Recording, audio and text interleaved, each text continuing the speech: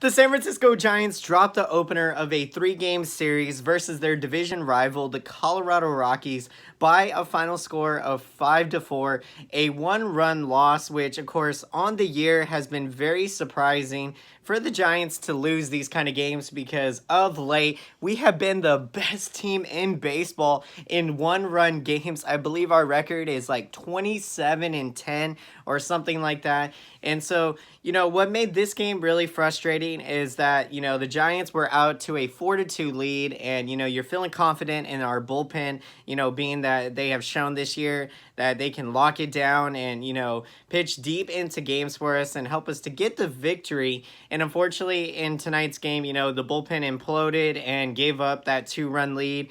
And unfortunately, the Giants offense was unable to come back in the 7th, 8th, 9th innings. And so we came out with a one-run loss. And, it's never fun to lose by one-run game, but, there's a lot of positives to take out of the game, like some of the offensive statistics of some of the Giants hitters. And so let's get into this. So Shaun Anderson, the rookie right-hander, got the start for your Giants. And in this one, guys, he pitched out of the stretch for, a good chunk of the game. And so, there was a lot of base runners, a lot of traffic on the base paths. Anderson pitched into the 6th inning, giving up 8 hits. He did allow 3 earned runs, did only walk 2, so that's not too bad there, and also gave up a home run. Anderson now on his rookie year with a 5.08 ERA, and so really the story of the tale has been for Anderson. He's been able to, keep the Giants in a lot of ball games, going 5 innings or so, but then at the same time giving up 3-4 runs. So there's definitely some improvements to be made. And one of the things that I've talked a lot about, if you guys know, is that I think Anderson, when runners get on base, he tries to turn up the intensity level, and so then he starts trying too hard, trying to be too perfect with his pitches, because I think through his mind he goes, oh, I really have to get this guy out, and so instead of just trying to settle your body down, take a deep breath, and just focus on one pitch at a time and executing that one pitch, because whether it's one day at a time in life, the advice you always hear in baseball, especially as a pitcher, it's one pitch at a time, because you can't be thinking about the hitter on deck or the hitter 2 batters away, or I don't know, whatever the case may be. You got to be able to lock it in on that one pitch and not make a mistake, and try to do your best. And so, I think this is a work in progress for Anderson, and, he is going to continue to improve upon that. The Giants were opposing a young 22-year-old right-hander by the name of Peter Lambert. He pitched 6 innings into the game, giving up 6 hits, allowing 4 earned runs, did walk 3 batters, struck out 5, and gave up a home run.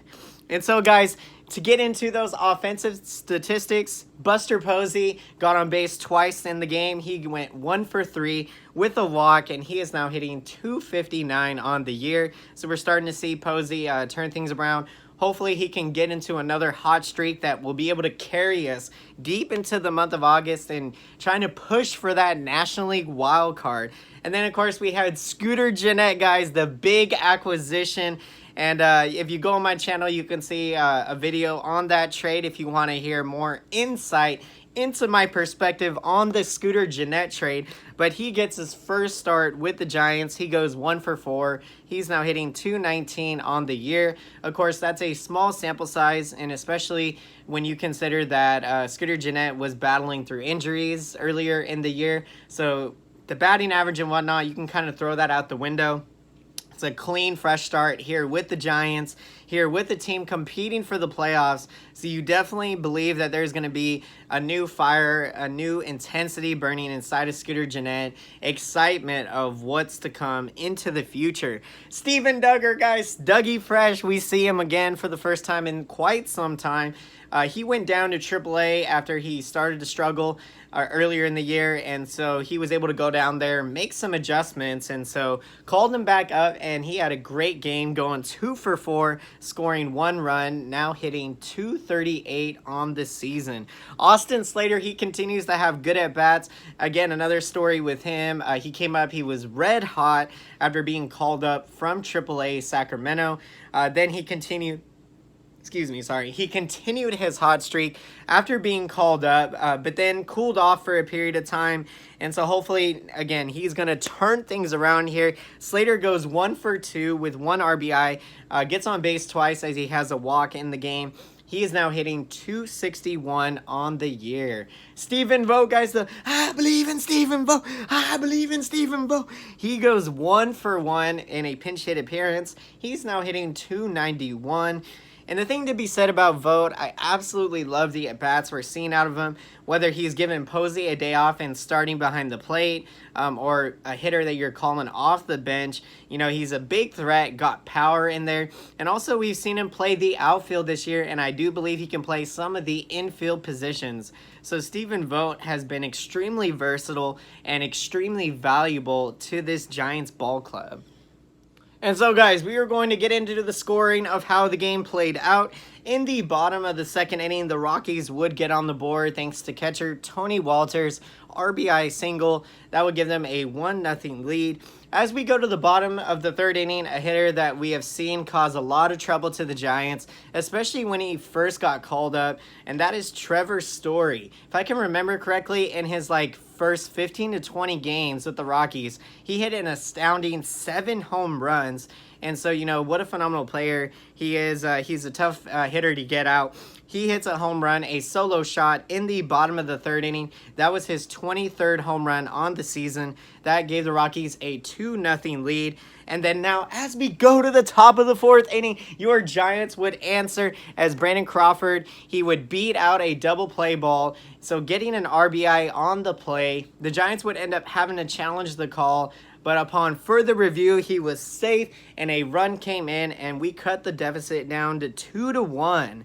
And then now, as we go to the top of the fifth inning, guys, Austin Slater. That's right, we served up some Slater. He hits an RBI triple, game-tying RBI triple, to knot the game up at 2 apiece. And then later in the inning, Mike Yastrzemski would hit an absolute blast into the upper deck. And I mean, when you look at this guy, he doesn't seem too big of a guy, but he crushed this ball. I mean, absolutely crushed it. It went 467 feet, something like that, into the upper deck, and it was Yastrzemski's 10th home run of the season. And being that he got called up, I think it was at the end of May that he got called up, to have 10 home runs already across a span of 2 months, that's an average about 5 home runs a month. And so if you project his stats out over an entire season, what you're going to see is that he is going to be on pace for a 30 home run year. So you got to love the at-bats you're seeing out of Yastrzemski.